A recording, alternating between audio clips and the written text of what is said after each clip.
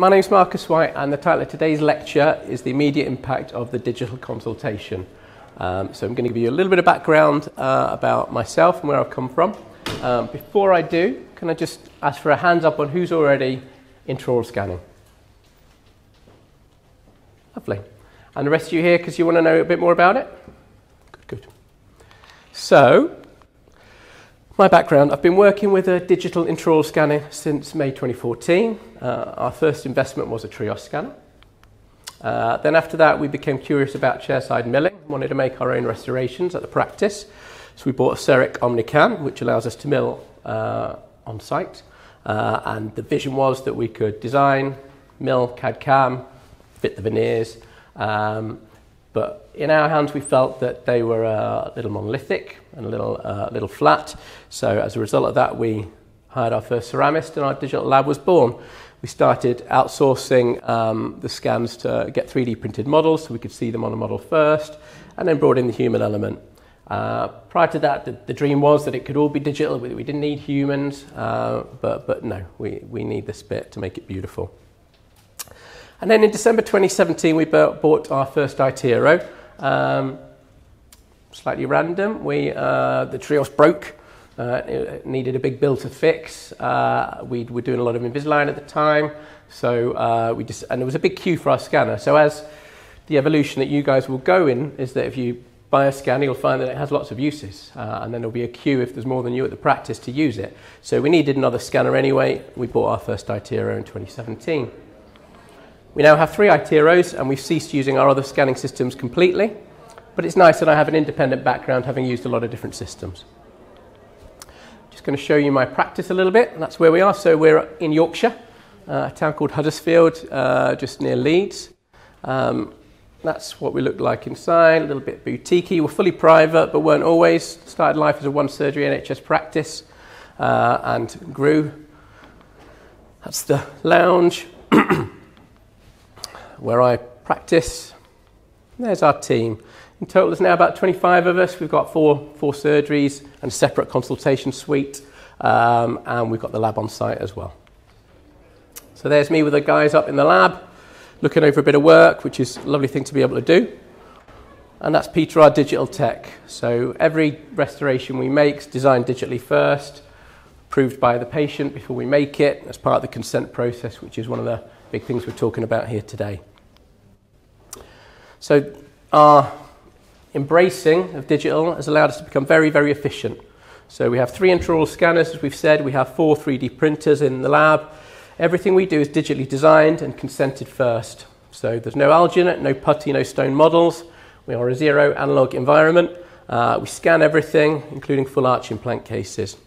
So our lab produces, there's just 3 guys up there. Our lab produces 50 porcelain units a week, which counts to about 1,500 veneers a year, and restorations for over 500 implants. And we also managed to do 180 Invisalign cases. So it breeds efficiency, okay, guys?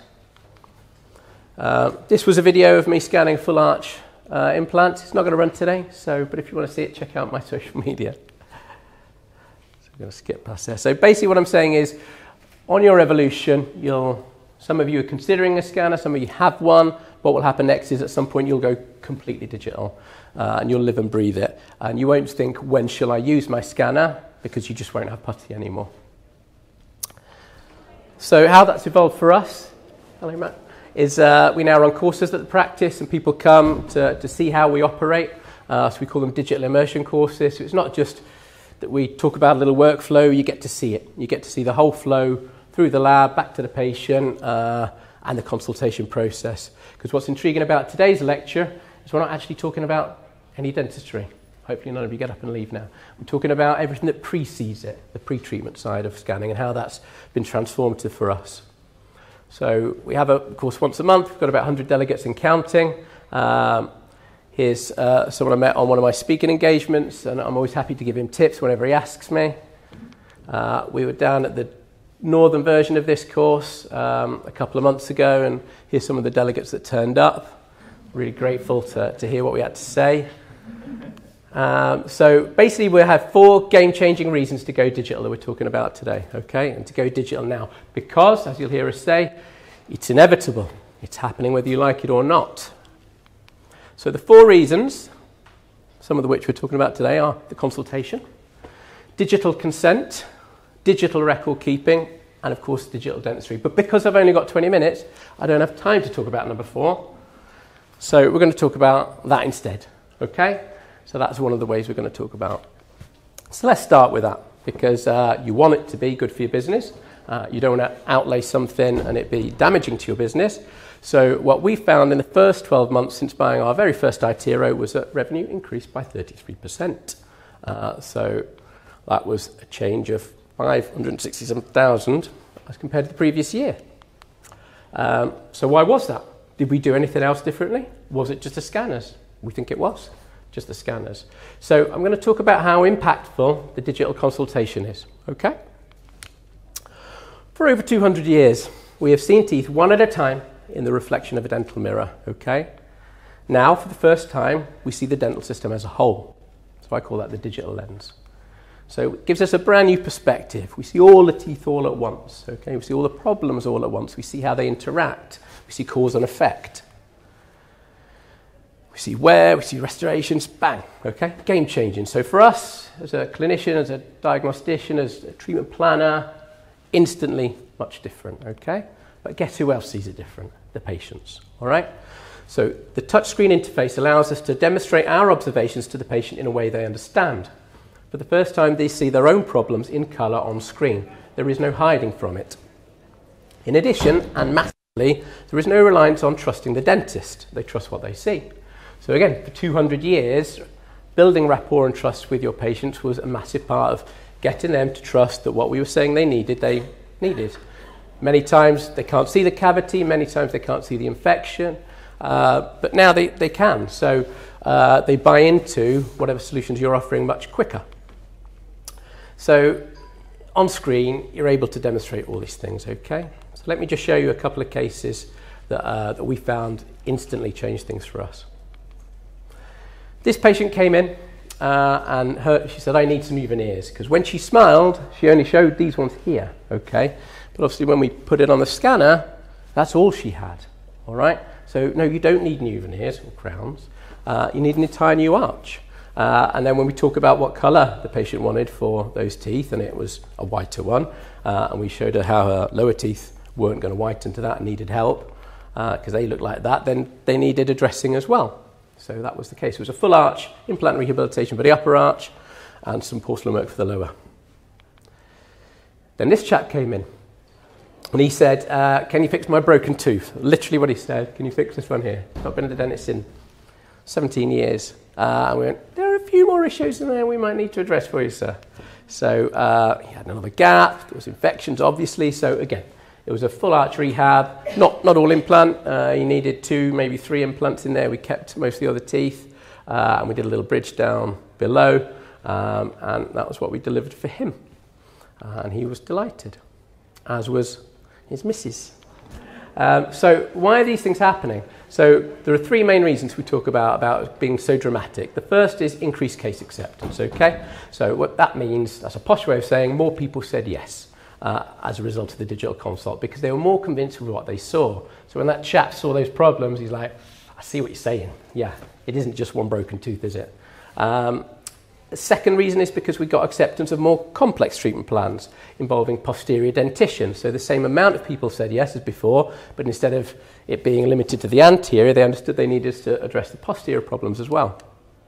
And the third one we're going to talk about more next is that we had increased efficiency because we have a digital treatment coordinator, okay? So what we did to begin with is I would be demonstrating these scans with the patient, but for reasons you'll see, I ended up delegating all of that to our treatment coordinator. So they would carry out initial scans with the patient, show all these issues, and then if the patient was keen on some of the treatment options they were offered, then they would see me, and only then would they see me. So what happened was every patient I was seeing was already moving forward with treatment. I was just determining and confirming what treatment that was going to be. So we call that the definitive treatment plan. So let's have a look at that. So 3-step process, which already makes your consent and communication with the patient much more expansive, okay? So visit 1, the preclinical consult, does what it says on the tin, it's preclinical. They're attending to see the treatment coordinator, they're having scans taken, fantastic initial record, having some options given to them. Might be orthodontic, might be restorative. When we initially invented this, it was purely for our Invisalign patients. It was purely for them to see a treatment coordinator and have those costs discussed, but very quickly it evolved into more wide-ranging things. Because some of you in the room might be saying, well, how can a treatment coordinator discuss a complex implant case? Well, they can't, but they can at least highlight some of these things. And because our pricing and our practice is very case-driven, so if it gets to a certain level, it falls into a certain price category. So that means that the patient can still be given indicative costs, even though I'm going to definitive treatment plan thereafter. So that's something that we do at our practice. So after the PCC, and they say they want to move forward with something, then they're booked with me, a little bit more deposit is taken, and then I do my part. And once they've confirmed they're happy with that and they sign their written estimate, then we book treatment commence, whereby consent documents and photos and appointments are scheduled. So let me go through that again for you. So, number one, no dentist allowed, okay? Not even for a handshake, not even for anything. Because the important thing is if you're there, then Your Honour, who comes into play later in the lecture, might say, well, why didn't you do anything? Why did you do that? So if it's solely treatment options and you don't, then it's important that the dentist isn't there, and that's what happens. The minute you're there, the minute you start taking a radiographic examination, you've got a report to write. The minute you do all of these things. So that shouldn't happen unless the patient is confirmed they're keen on one of the options that's been discussed with them. And in our practice, we establish affordability at this appointment as well. So, like I say, because of some of the pricing, and if the patient's keen on financing the treatment, then we run a pre-approval on the finance on a notional figure, so the patient has comfort in going to the next stage. So what this does, again, is it makes the dentist time more efficient. You're not having to write massive reports, heartbreakingly long reports, for a patient that has already decided or doesn't want to move forward with treatment. Because oftentimes we used to have a consult, patient said no thanks. You'd be surprised how many times patients just have an out-of-kill. And they like to know what's new in dentistry. So they come in for a consult, you have to write up a load of notes and nothing really happens. So this makes your time more useful. So at the definitive treatment planning, the clinical aspects are added to the consult. So the BPE, the charting, the radiographic examination. And finalised, the treatment plan is finalised and costs are finalised and a written estimate is produced. And at our practice, we've seen an almost 100% conversion of those cases because of this process. Because they've already said yes once, we're confirming what they're having, and then we move forward. And as I said, so at the third appointment, consent pack, finances, photo series appointment scheduled. So as I say, that because that's over 3 visits, it also allows the patient a nice degree of time to take in all the information that's given for them. And that looks fantastic in your records. So what we've really done here, guys, is we've deconstructed the consult. So historically, there might have been an order that you did things, and you did this, you took records, you sent a report, and they said yes, no. So we're doing all the same ingredients, but we've broken them down, and we've put them back together in a way that's more efficient, and hopefully more informative and constructive for the patient. That, by the way, is a deconstructed apple pie. Crumble, apple crumble. So this workflow has halved my consult days. It's allowed me to spend that day with my baby daughter, once the same volume of treatment is converted. And in our second month of testing out, which was in February of this year, the PCC model brought in 184. But the value of digital is more priceless than that. So the 8th of Jan, I was off with Martha down the park on the swings, which is a much better way to spend your time than writing up consultation reports for patients that don't want to move forward with treatment. So we're moving on to digital consent. What is digital consent? Okay, so it is the process by which consent patients to all options digitally where possible. So it means that we do not move forward. We promise to never carry out any dentistry until you've completed it in the digital world first. Okay, so if we take orthodontic and restorative as examples, it means that on the orthodontic, you're going to run an Invisalign ClinCheck. You're going to show the patient the direction of treatment you wish to go, and the patient is going to consent to that, and effectively forms a binding contract between you and the patient that you're going to deliver on that. Okay? Compare that, if you will, for a minute, with traditional orthodontics, whereby a teenager will go to a practice and be told their teeth are going to get straight, and they might have 4 premolars irreversibly extracted and then have straight teeth. I think that version of dentistry may become problematic. So unless a patient is confirmed visually that they are happy with the direction treatment is going, I think there will be problems. Okay? So on a restorative front, we have digital smile design. Okay? Now, historically, that's been talked about as almost a sales tool or a tool for patients to convince, whether they want to move forward. No, this is, again, it's a consent tool, and it forms a binding contract that you will deliver on those outcomes. And digital lets you do that, as we will see. So here we've got a patient, a couple of examples. Patient comes in, doesn't know if they want veneers or orthodontics, so we run an outcome sim, and we see that, and I think that looks great. So I show it to the patient, and they say, no, I want veneers. So I go, okay. So then we run a digital sim for veneers, and they prefer that, so we move forward in that direction. That's how we present it to the patient, and that's what we deliver. And then because of the scanning, we're actually able to do what we call quality control. So I can highlight what we promised to give the patient and what we delivered to the patient, and because of the template-driven way we do dentistry, come to one of the courses to see that, we can prove we've delivered on it. So I'm going to go on to other complex versions, and then I'll highlight the importance of this in terms of your digital record keeping. So a wear case, I don't know if we can restore it. We do a design, we increase the OVD. That helps me and the patient understand where we're going. We have an implant case, we do a DSD. We then print a model and a template, and we deliver chair side temps on 6 fixtures with that template, which looks exactly like the visual that we presented. Then we copy them and give them a milled PMMA version and see that through to the final. We then carry out quality control with the initial visual to show that we did what we promised. So can you see how robust this makes your dentistry, how robust it makes your consent process? And now the Smile View from Invisalign, so a free app that you can show patients where you're heading with treatment. Okay? So I'm going to end with a little scenario for you about digital record keeping and ask you if you think digital is going to be important moving forward. Oh, I've said a rude word, sorry. So this is my mnemonic to highlight the importance of digital record keeping, okay? It's there so you can capture, record, assess, and protect. And by the way, until you get your scanners, please be using photography for these purposes also, okay? So what's it going to help you do? It's going to help you demonstrate that the patient's approved a visual outcome. It's going to let you record a patient as they presented to you, decay, inflammation, poor oral hygiene, okay? And then you must record them as they left you, okay? Hopefully with beautiful occlusion, fantastic aesthetics, fantastic soft tissue condition. You don't know where that patient's going to go afterwards. They may see you again every 6 months. They might go off into the wilderness, but you want to record how you left them, okay? And a 3D scan recorded in the cloud forever is a very good place for that. You want to demonstrate that you assessed quality control, and you want to help assess your own work and continually improve on it to show that you delivered on what you promised. So here's your honour, okay? So that's what he looks like, and this is what he's saying. Why did you prepare 16 healthy teeth for veneers? The patient wanted me to. Had you advised the patient of all their options, including orthodontic treatment? Yes, Your Honour. The notes show all options were discussed, including pros and cons. Aren't they just a note template? Well, yes, Your Honour, but we do go through these in detail, and we have signed consent that confirms this.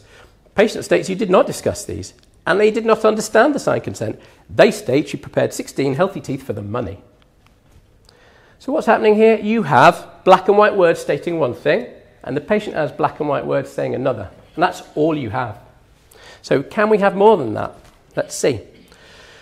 Why did you prepare 16 healthy teeth for veneers? The patient wanted me to. Had you advised the patient of all their options, including orthodontic treatment? Yes, Your Honour. The notes show all options were discussed, including pros and cons. In addition, Your Honour, we have colour digital scans of their presenting condition. We also carried out an orthodontic simulation of what Invisalign could achieve. We have these records timestamped in the cloud forever, and an email trail showing the patient was sent these. Now, at this point, Your Honour, the patient declined orthodontic treatment and wanted to be given options for cosmetic veneer treatment. So we then provided a digital smile design of what cosmetic veneers could offer, which the patient approved in the company of my treatment coordinator, and our clinical notes record this. We then go on to print a 3D model, form a template, guide the treatment, deliver temporaries, replicate these, etc. So the patient then attends, by the way, we do all this, the patient then attends to meet our treatment coordinator to confirm they like their temporaries, and then we copy those, okay? And then I scan the definitive outcome with the tissue, looking beautiful, and I have a copy of these colour scans in the cloud forever, Your Honour. Now, there's a third scenario where maybe you have a scanner, maybe you don't. Maybe you have access to an orthodontic outcome sim, and maybe you have access to a digital lab, but you're not doing these things, okay? And the game is changing all around you, and you're not recording these things. So this is how we do it.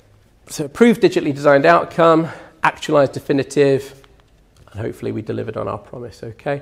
So what I've hoped to show you today, guys, is that it will transform your communication process, it will make your practice more successful, and it will protect you, okay? And as the game changes around you, unfortunately, if you're not keeping up, there could be, people will ask why. So digital dentistry is it is inevitable, it is inevitable. And it involves more than waving a scanner about over 20th century dental techniques. It's a complete reimagining of processes, skills, and concepts. Do we have any questions?